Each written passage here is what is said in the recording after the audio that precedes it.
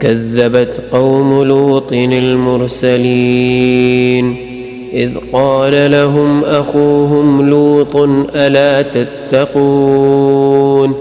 إني لكم رسول أمين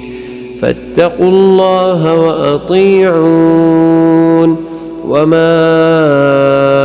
أسألكم عليه من أجر إن أجري إلا على رب العالمين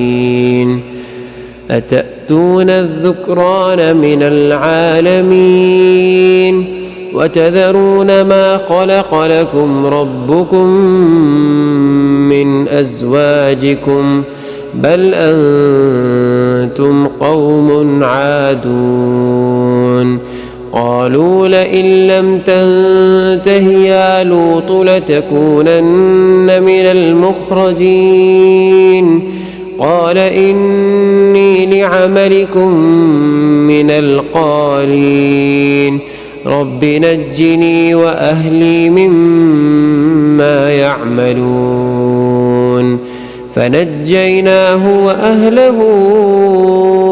أجمعين إلا عجوزا في الغابرين ثم دمرنا الآخرين وأمطرنا عليهم مطرا فساء مطر المنذرين إن في ذلك لآية وما كان أكثرهم مؤمنين وإن ربك لهو العزيز الرحيم.